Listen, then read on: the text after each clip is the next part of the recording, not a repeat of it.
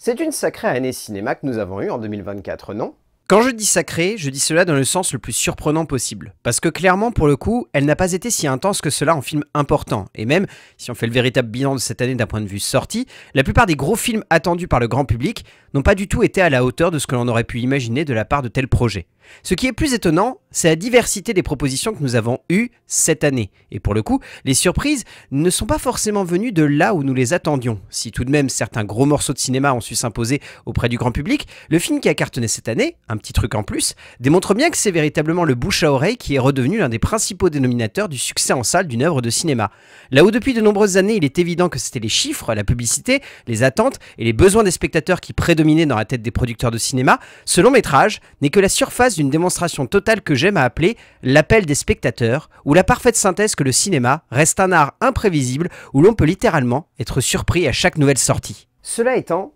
un autre élément a marqué de façon profonde cette année cinématographique.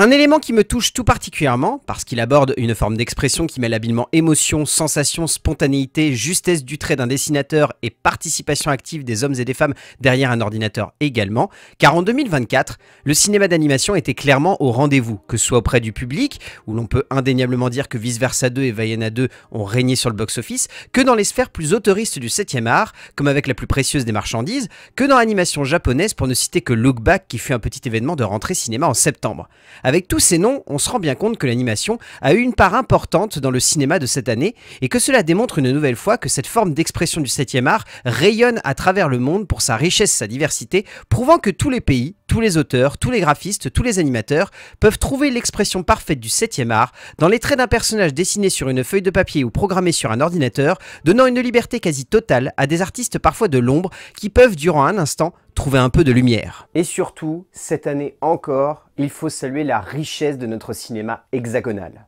Car oui, notre cinéma cette année a été riche, et au-delà des surprises que le box-office a pu nous offrir, notamment avec le long-métrage d'Artus, il a également su nous prouver qu'il en avait encore sous le capot, non seulement avec des succès publics et critiques parfois surprenants, comme dernièrement avec Enfant Phare, qu'avec des confirmations de la part du grand public que l'on veut voir le cinéma être audacieux et surtout surprenant. Que ce soit avec L'Amour ouf, véritable déclaration d'amour à un cinéma de genre cherchant à toucher le grand public de la part d'un Gilles Lelouch qui va assez loin pour s'imposer au cœur d'une période complexe dans les salles, qu'avec Le Comte de Monte Cristo, qui a su asseoir cette idée que Les Trois Mousquetaires n'étaient qu'un échauffement, cela prouve bien que notre cinéma est varié, est audacieux, est surprenant et surtout est très fort. Sans compter que si l'on veut vraiment parler de genre français et d'audace, il est impossible de ne pas mentionner le fantastique et explosif Substance, qui même s'il est en partie produit par des Anglais, reste le petit bijou de génie d'une Française qui a su affirmer un style et une forme totalement en dehors des normes et qui en a fragilisé plus d'un et qui a surtout conquis le grand public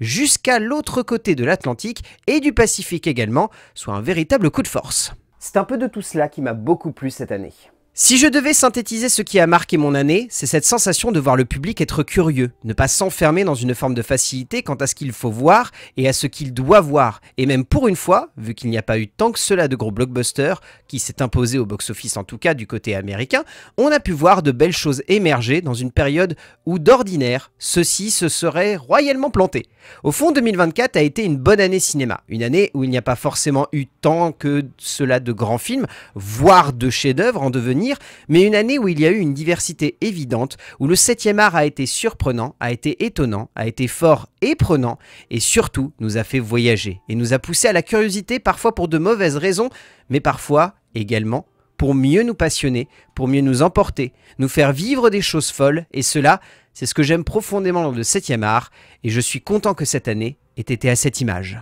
En attendant de vous prouver dans mes tops et dans mes flops que c'était exactement comme ça que j'ai ressenti cette année, dans le bon comme dans le mauvais sens.